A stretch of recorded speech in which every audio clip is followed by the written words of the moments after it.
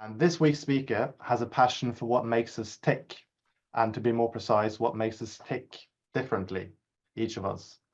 With his focus on cognitive diversity, he puts his neuroscience knowledge to help to rewire the way we think for the better. He's a brain whisperer who's turned his own ADHD journey into a superpower and now is helping other people do the same. He shows people how to work with the brain's natural wiring instead of fighting against it.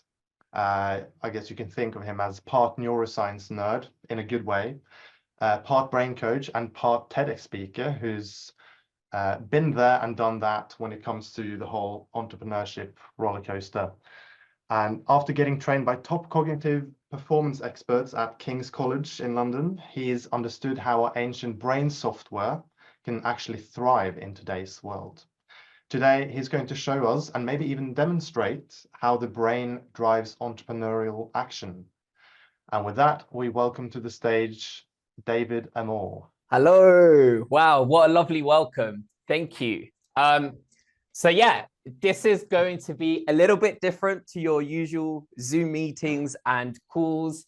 I have this beautiful electronic whiteboard, which I'm going to be using with you today. And if I could ask your permission to give you a pro tip, the more engaged you are with me, the more immersed you are, the more present, the longer lasting the effects of this workshop will have on you. It's going to be a powerful one. It's going to be really exciting. And since there's not that many of us, I'm actually going to ask you guys to engage with me, because then I can cater more to your needs, to what you're looking for in your entrepreneurial journey. And then I will give you the neuroscience behind that and how we can drive action every time. So to begin with, I guess I have a question for you guys. And that question is, how many of you struggle with procrastination? And if you do, put your hand up, because I definitely do. Yeah, and it can get in the way of our entrepreneurial success. I put off procrastinating. Yeah, so that in itself is a paradox. I love it. So the most important question that I have for you today is, why do we have this magnificent organ in the first place? Why do we have a brain? What is the purpose? And here, this is when I ask you to just unmute, communicate, and talk to me. To respond with our world through our senses. Okay, respond with senses. Good. What else? Survival. Survival. Could you tell me a little bit more as to why you said survival? Well, from my point of view, I think the brain has evolved because we're a moving organism. We had to survive, becoming prey and also finding prey. Good, good. What else? Find calories to survive. I like that. Making decisions. Making decisions, yes. Progression, evolution. Yeah, evolution. I'm going to put energy for the calories, food. Our brain is our CEO. Yes. Of the body. CEO of the body. Okay. Now, all of these functions, there's so many different things that the brain can do, but it all leads to one thing, and that is completely correct. That is survival. The sole purpose of the brain is to delay death, to keep you alive. Okay. Now, unfortunately, the brain has hardly changed in the last thousands of years. It's still actually very similar to what it was to our ancestors, the hunters and the gatherers.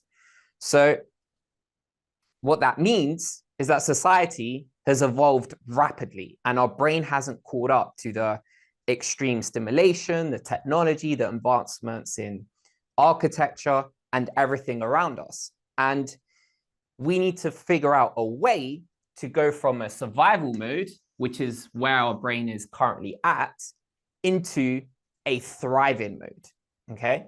And this is what I'm going to talk about today. Okay, now, what does the brain actually produce? What do we do every single day, every single second as humans? What happens in here? Thoughts. Yes, thoughts. Okay. So I'm going to mention why we have thoughts. Actually, why do we have thoughts? Does anyone know? So we can make the best quality decisions based on the stimuli that we're surrounded by. Okay, anything else? To survive. To survive, yes, yes, to survive. So if you always say survival, you're always going to be correct. It always leads to survival. Yeah, say that again, sorry. To take the best action for survival and reproduction and, to grow. Okay, that's actually really good. I'm going to talk about that. Action. Okay. Our thoughts will eventually lead to action, but there's one missing piece. There's one missing piece between our thoughts and our action. What do you think that could be? Feelings. Feelings. Yes, feelings, emotions, okay? Emotions. Right, so our thoughts are designed to trigger an emotion within us, okay? Now, this emotion will then cause us to go into action. Is it always action though? Do our emotions always cause us to go into action? Yeah, and inaction is also an action. Fair enough, fair enough. Inaction, correct. Okay, so I'm going to show you this cycle. Our thoughts will trigger an emotion, which will then trigger an action, which could be inaction. Now, if we think about survival, what percentage of our thoughts on average do you think are actually negative? Majority. You have to define what is negative. Just something negative that isn't positive. What did you say, James? Unhelpful. Not Unhealth. Yeah, yeah. Well, negative thoughts in terms of survival, how could a negative thought actually help survival? Don't do this, don't do that. It's danger. Yeah. It's the old away from strategy, isn't it? Don't eat Yeah. yellow snow. Don't. It can protect you. It's protective, yes. I think both our positive and our negative thoughts are good. It just depends on anything. It's moderation. It's, how many of each do we have? And Yeah, what that's does it stop us, and what does it impede us or stop us doing that we could be doing?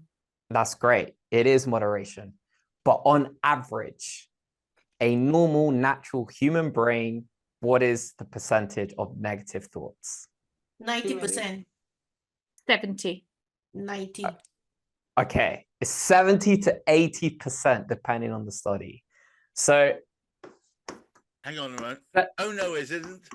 Sorry. Sorry. I'm sorry.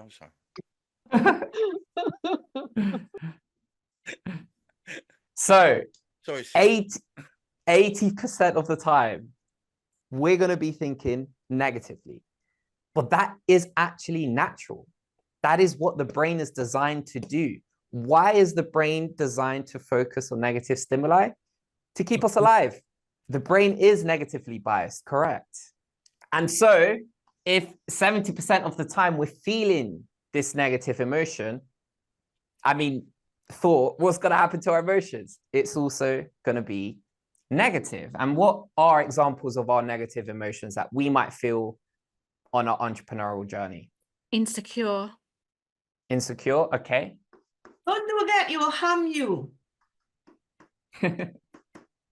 Yeah, and what's the feeling behind that? Procrastination. Ow. Procrastination.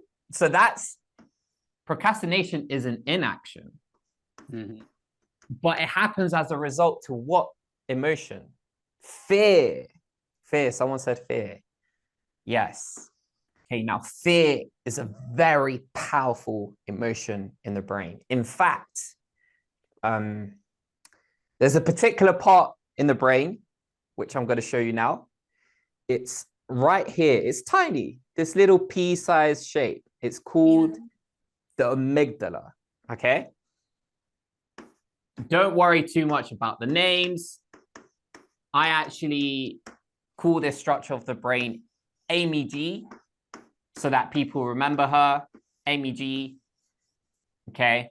And now she has a priority systems of how to process emotions, okay? So she is the emotional powerhouse. She is the control center of how we deal with emotions.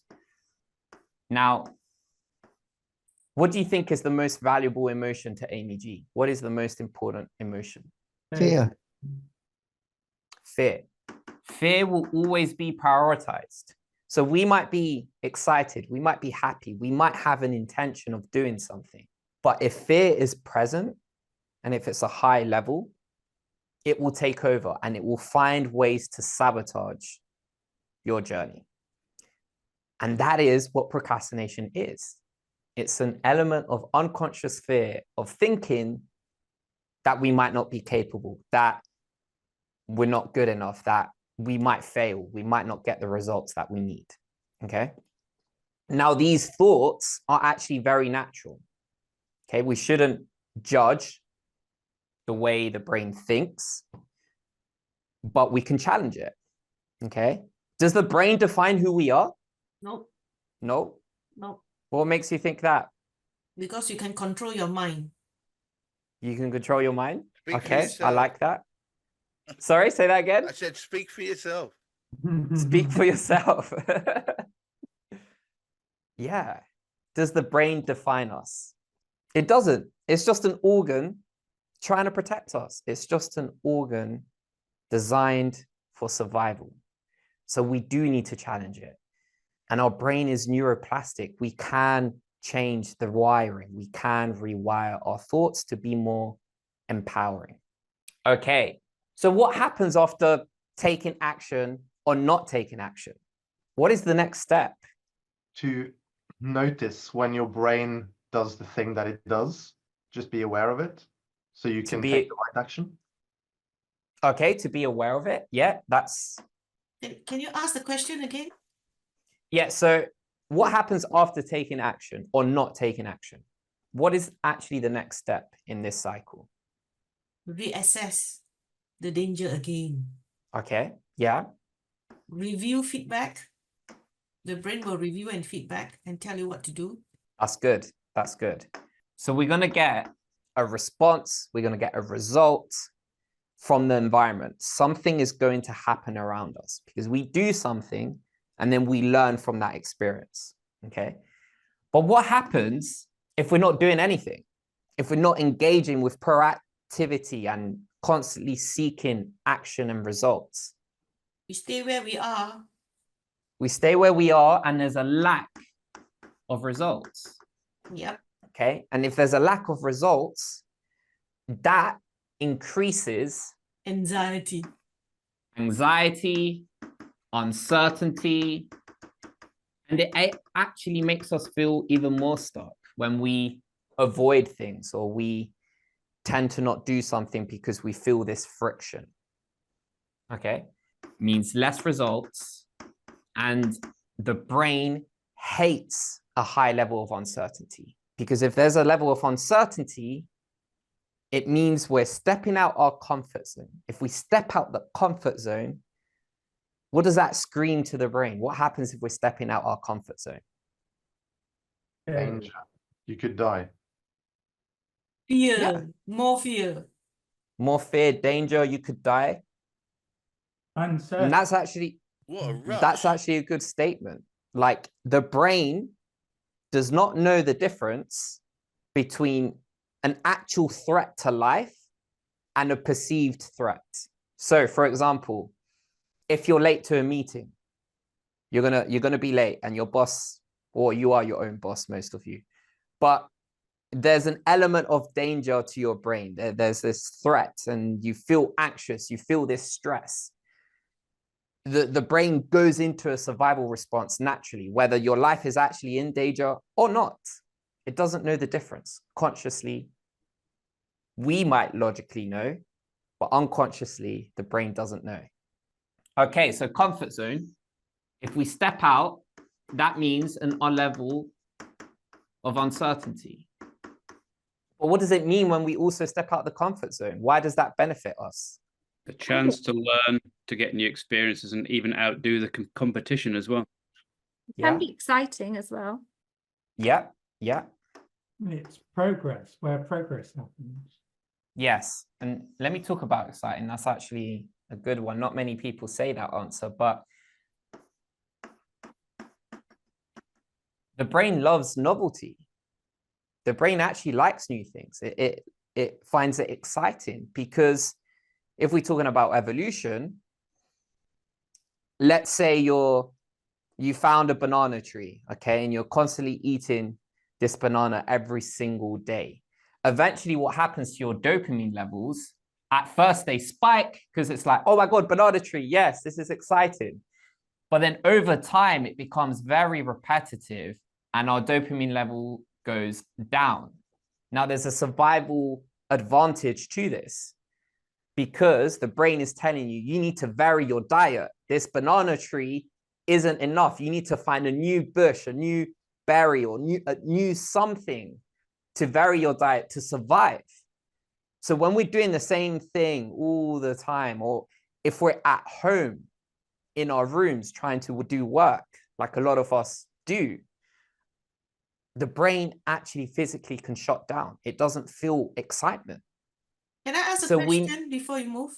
Yes, yes. Yeah, Go just now ahead. you're saying that the brain doesn't like new things or whatever. You feel threatened, right? But now you're saying the brain likes novelty. How do you explain that? Okay, so there's uncertainty, which could mean an element of threats around you. Okay, but when we're doing the same thing all the time, or our surrounding or environment is very stable, the brain will shut down to conserve energy because it feels like there's not enough resources around it. If I give you an example, think of your ancestors thousands of years ago. Think of an ancestor walking in the desert, okay? And the territory around this ancestor is completely barren. There's nothing going on. There's no resources, there's no food, there's no water, there's nothing. It's boring. There's no stimulation, okay? In this environment where we're not nurturing the brain, it completely shuts down as a way to conserve energy in case you can't find food for another week. Okay, so when we introduce novel things that don't feel dangerous, the brain is like, oh my God, this is exciting. But there's always going to be an element of uncertainty as well. So there is a twofold feeling of fear and excitement. And you often hear that you can feel these emotions together. Hopefully that answers the question. Yeah, I think so. Thanks. You're welcome. So we need to introduce a level of novelty as well to keep that excitement going. One of the best ways to do that, if you feel not that productive at home, get out, go to a co-working space, go to your favorite cafe, reward yourself with a stimulating environment that serves you, because some people might not want to go to a place where there's too many distractions, right? Or too many noises. That's completely fine. So go to a quiet corner in a library or find the place that works best for your brain, okay? For example, I have an ADHD brain, and the best thing that works for me is going to a stimulating co-working space where I could put my noise cancellation headset and go with a group of people where we co-work together. In fact, one of the individuals in the call, Lara, we're going to do that tomorrow. So that's one way to increase your productivity and to increase that novelty in your brain, that refreshed energy of, I actually want to do work. But if you're stuck in your room the brain's going to shut down. It's going to be like, hey, I don't understand. There's no stimulation around me. Or it's going to get distracted. It's going to look for stimulation like your phone, technology, social media, all of these other things.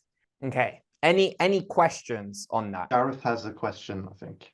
Yes. Like you, I'm neurospicy, but love it. But I'm ASD heavily. Sure. And dyspraxic. Yes.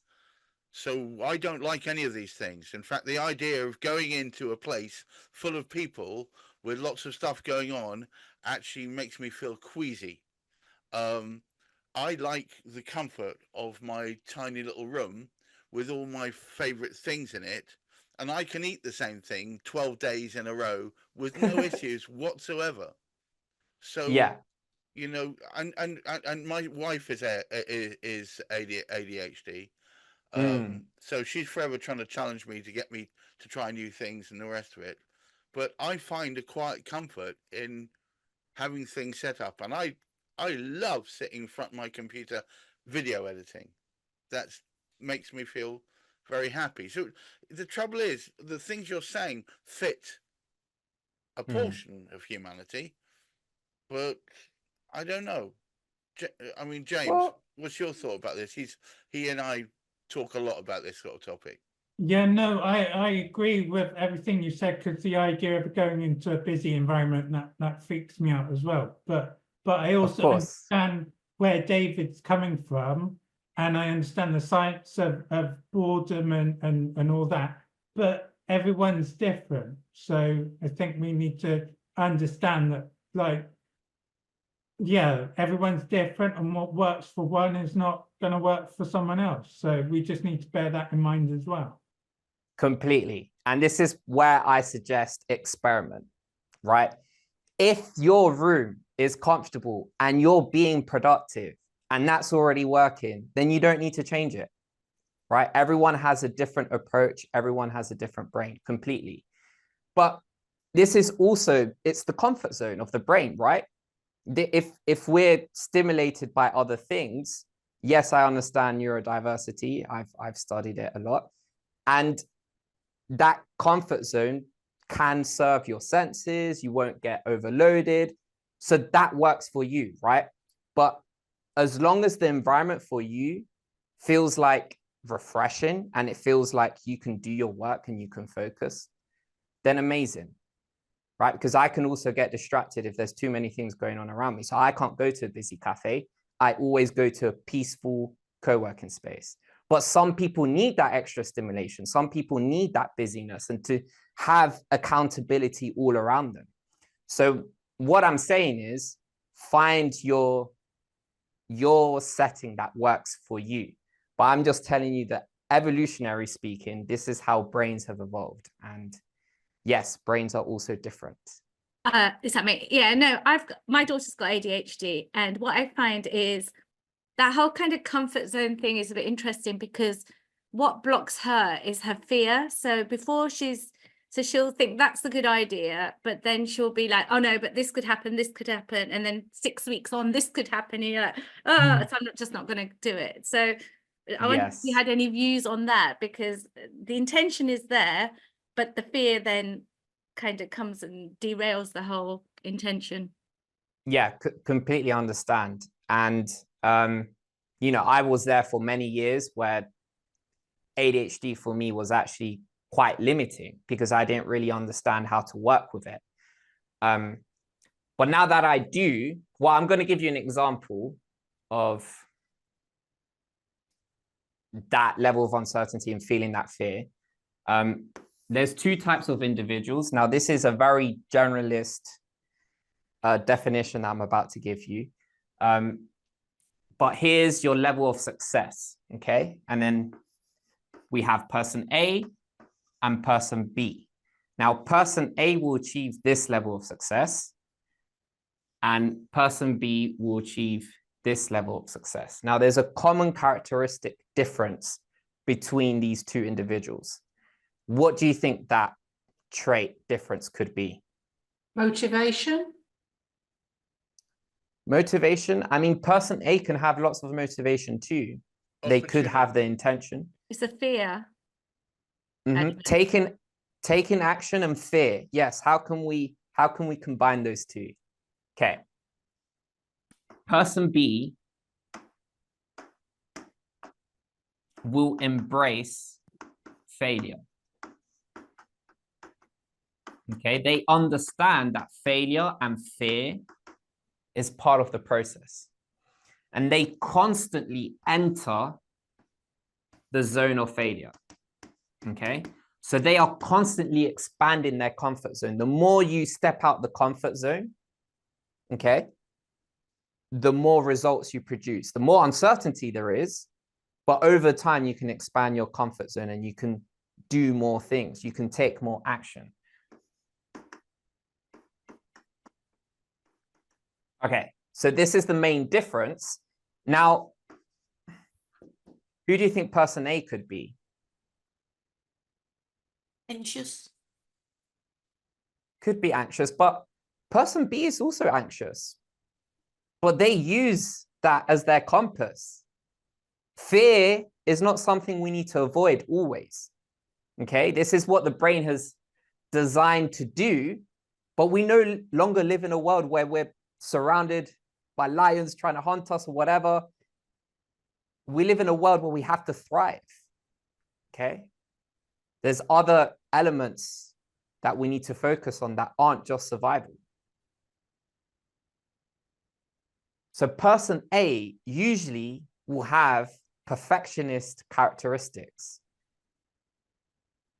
Why? Because if they avoid failure, which is the key characteristic of a perfectionist, they fear failure, so they won't even attempt to fail. So they stay stuck. They stay stuck with the same level of safe results because safety is an evolutionary advantage. But you are not defined by your brain. Okay, I'm not defined by my ADHD. I've redefined what ADHD means to me, and I use it in a way that it empowers me. It's my strength. Okay, so use fear as your compass. If this doesn't feel right, if something is, I'm not sure I should do this, maybe you should do it. There's no such thing as wins and losses. It's wins and lessons. We learn, we grow. We constantly expand that comfort zone. Okay, any questions on that? I would just say it's the growth versus fixed mindset. Yeah, that's a good insight. Yeah, it's developing that growth mindset and knowing that our intelligence isn't stuck, isn't the same level. Our ability to do things isn't always the same thing. Okay, we can overcome that. We can train the brain. The brain is neuroplastic. We can create new neural wirings. And yes, there are different brains that might need to work in a different way. For example, I will tell you for ADHD, I have a very active default mode network. So this is a part of the brain that loves to overthink, okay? So it's very active. Now, if I don't understand this, I could ruminate. I could get stuck in my negative thoughts. I could kind of believe my thoughts a lot of the time. And that could make me feel stuck and kind of paralyzed with analysis, right? I can analyze all the results. Is this going to work? Is that going to work? Is this going to work? And then I get so drained that I end up procrastinating it because I'm too overwhelmed and I can't do it. But what's the strength of having an active default mode network is that I'm extremely creative. And if I channel my thoughts into ways that help me innovate, that help me visualize my future, that help me create powerful goals, I can be very visionary. And that's why my goal is to redefine brains around the whole world. I want people to realize their true potential. And I do that because I have an active default mode network. And that's one of my ADHD strengths. David? Yes. What if you're very, there's a lot going on and you're a creator and you create different things and you've got a lot to do and it can be quite overwhelming and that gets you to procrastinate, which you don't want to do. You just want to go into action. What are some tips and tricks?